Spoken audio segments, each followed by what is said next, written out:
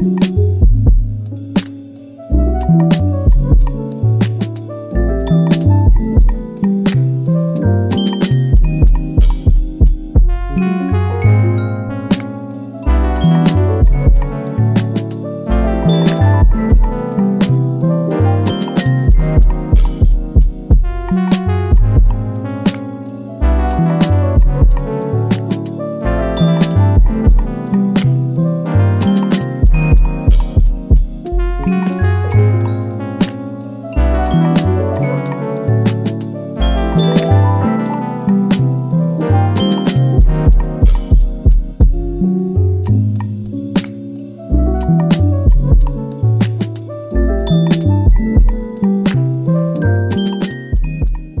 morning, everybody. Thank you for joining us on this episode of the Advance.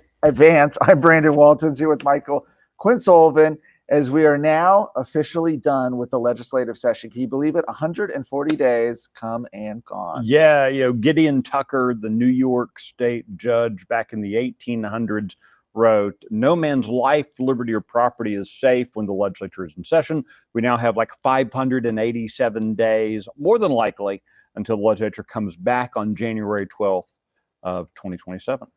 Yes, and we're looking at right now, obviously, Texas Scorecard, looking at a lot of what happened during the session, especially what happened in the last few days, even just over the weekend. Right. There was quite a flurry of activity in those final moments. There's kind of a, just for fair warning for folks who are reading the Texas Minute, reading the Sunday Digest, reading following some of our various social media platforms and all, is, we continue to now, we'll be unpacking a whole lot of this legislation that, oh, that passed, or, oh, that didn't pass, that comes because there is just this avalanche of activity in those last, 48, 72 hours have to be unpacked. Sure, but we're talking now, of course, about what happens next. So the next thing on the horizon here, the legislative session itself is done, the 140-day session.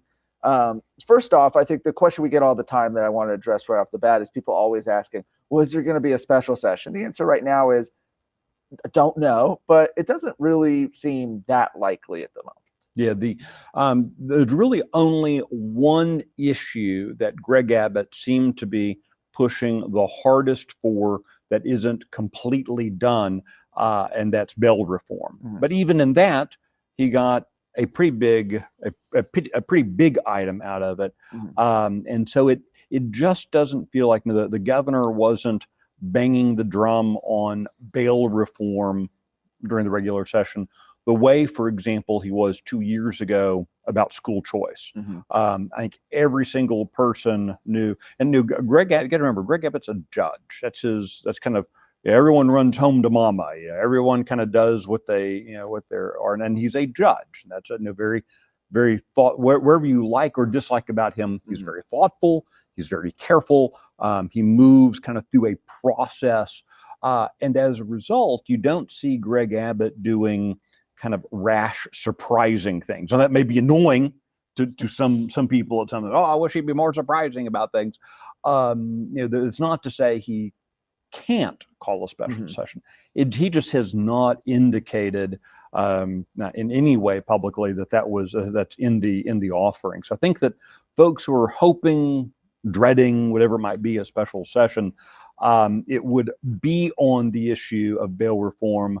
But it also doesn't seem like he is that interested in bringing the legislature back just for bail reform. Well, and speaking of bail reform, he is signing the package of legislation that they were able to get through. He's going to be doing that this afternoon in Houston, which is no coincidence that's happening in Houston. Houston and Harris County as a whole has been a real focus for the bail reform movement, where we've seen judges let violent criminals out on bail, let repeat offenders out on bail.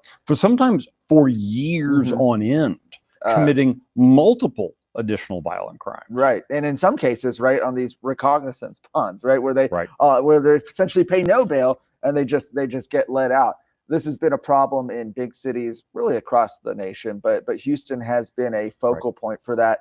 And so it's no surprise that the governor is going to be signing that this afternoon in Houston. But the governor also has another power. At the same time that he's signing these bills, I think maybe even more powerful is his ability not to sign certain things. In fact, to veto them, which we're seeing now over the next 20 days, I guess 19 days now, maybe. But essentially, the next 2.5 weeks is this period of time where the governor has the opportunity to veto legislation without the legislature being here. So we know that, okay, if he vetoes something, the legislature can theoretically override it, right? They need a higher majority, but they can override a governor's veto. In practicality, however, they're not there. They can't do it even if they wanted to, which means that the governor really gets the final say on a lot of these bills, hundreds of bills that have come to his desk just in the last week or so. Yeah, and I think for a lot of folks who are maybe more familiar with the federal system, where you'll hear a lot about a pocket veto, where in the federal system, the president of the United States must actively sign legislation for it to become law. Otherwise, it's dead. You can either put the big stamp on it and say it's vetoed, or he can just shove it in the trash can and it's never heard from again, and it's also vetoed. In Texas, it's a little bit different in that the governor must actively veto legislation to the extent that the governor does nothing on a piece of legislation. If it's just sitting on the table in the corner, after 20 days, it becomes law, or at least it goes towards enactment. It's been enacted and takes effect September 1st, January 1st, whatever the dates are specified in the law. So the governor has to actively veto legislation in Texas, which is a little different from most people's kind of general thought of the way government works. And we've already seen at least a couple of those vetoes trickle out. You saw about a week or so ago, he vetoed a bill by Representative Jared Patterson that was designed, the idea was to keep kind of creeps away from hanging out around public schools and that sort of thing. But the governor said would have unintended consequences, wouldn't essentially allow even the governor and lieutenant governor to go to the Capitol. That was, how poorly written he said the law was. And so he wanted to see that brought back. Even just yesterday, he vetoed another piece of legislation by Senator Charles Schwartner that I think was actually carried by former Speaker Dade Phelan in the House, dealing with licensing for, cosmeticians who give Botox. Something that is probably near and dear to a lot of lawmakers in the Texas Capitol. So it's an issue they knew a lot about, but unfortunately the governor disagreed with them on that. And even now you see movement, calling on him to veto any number of things. Of course, the left is calling on him to veto pretty much any conservative piece of legislation. Not likely to happen.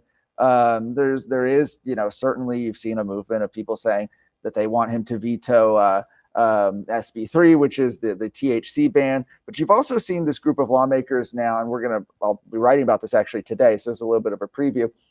You've seen a group of lawmakers, about 40 or so, calling on the governor to veto this legislation that would allow public school employees to serve on appraisal boards. Right now, we have elected positions on appraisal boards. We've added all that, and people can serve on them.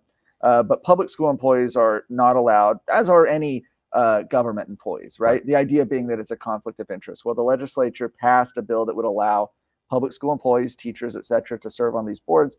And you have a number of lawmakers saying, hey, that seems like a conflict of interest when the school districts themselves are benefiting from higher appraisals. Maybe we shouldn't let people who have skin in the game on that. So you've certainly seen movement, people calling for him to veto that. But ultimately, all of this is his decision. I mean, like I said, he has this 20-day period where he can decide whether or not he vetoes these things. And there's not really a lot the legislature can do about it until they meet again. And I want to shift gears for a second here, just kind of with our time remaining. We had on Monday, we had State Rep. Tony Tinderholt of Arlington announced that after 12 years in the legislature, he's done. He's not seeking re-election. This morning, Brandon, you were, I think, the first one to report that Cheryl Bean, a longtime activist, has now announced her candidacy in that race. So we're now entering that season at which people are going to be not seeking re-election, people seeking other jobs. Dennis Paul from the Houston area has already announced that he's going to be running for the state Senate because of the state senator there, Mays Middleton, is running for attorney general. because the Attorney General, Ken Paxton, is running for the U.S. Senate Yes, and then you against have John Cornyn, who is 22 points behind in a poll today. yeah, and, So and then you all have, these dominoes start. I think even there, right? Because you have a school board trustee, Scott Bowen, who's running for the seat being vacated by Dennis Paul. So it's like 4 or 5 layers of dominoes there, and I think we're going to see more of that as we head into the next couple of weeks. I mean, consider that the legislative session just ended yesterday. We're already now talking about campaigns, which is wild, and you've got others, right? Representative Steve Toth has floated the idea that he might be running for Congress against Dan Crenshaw, and so you're going to see a number of these announcements over the next several weeks, I think, that will really shape up what the primary looks like. It's a long time away, but it's also less than a year away, right? It's like 9 months. So, and even sooner when you consider filing deadlines and the kind of the practical realities of campaigns. If someone hasn't already started thinking about running, or at a minimum they haven't started putting together their effort by September, they're not going to win a race for the most part. Mm-hmm. These are complicated businesses that you have to put together to run for office. I want to go back to Tony Tinderholt, sort of, at least back to where he's from. He's from Tarrant County. Today in Tarrant County, you've got the county commissioners voting on redistricting. Tell me about that. Yeah, so right now, county commissioners are going to be voting today on a redistricting plan that would essentially give them another Republican seat in there. Now, Tarrant County has been very interesting. It's been called the largest red county in America. Right. And certainly you look at the top of the county leadership there, County Judge Tim O'Hare has been a conservative who's come in and has shaken a lot of things up. And this redistricting plan is sort of designed, at least proponents say, to give a little bit more voice to and reflect the conservative majority that we've seen in Tarrant County. And so they're going to be approving that, I believe. That's on track to be approved. But this is an interesting thing. Contrast this to, frankly, what we saw when the Texas legislature did redistricting a few years ago. And even though we have Republican majorities in the Texas House and the Texas Senate and Congress and all that, a lot of people smarter than I, especially with this stuff, have looked at these maps and said, the Texas legislature actually missed some opportunities here. It might actually be too weighted towards Democrats. So, redistricting is always an interesting beast to watch. Yeah. So before we close out today, you might be wondering why we're sitting where we're sitting. This is our Studio A here at Scorecard HQ in Williamson County. And this evening at 7 p.m., I hope that you will click. Actually, it's going to be premiering on YouTube for those of you watching other places. Sorry. I'll be premiering on YouTube at 7 p.m. Brandon Waltons, myself, Daniel Greer will be unpacking the legislative session. So we'll be doing that here in Studio A of Texas Scorecard at 7 p.m. tonight. Where we'll be doing the advance going forward, I will probably figure that out, an hour before next week. But anyway. That sounds about right. Yeah. All right. So thanks for joining us here on this edition of the Advance. Have a fantastic day.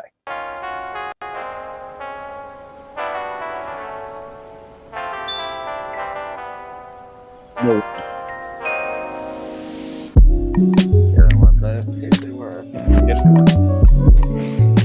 But I had to do that because someone held up a little cue card reminding me.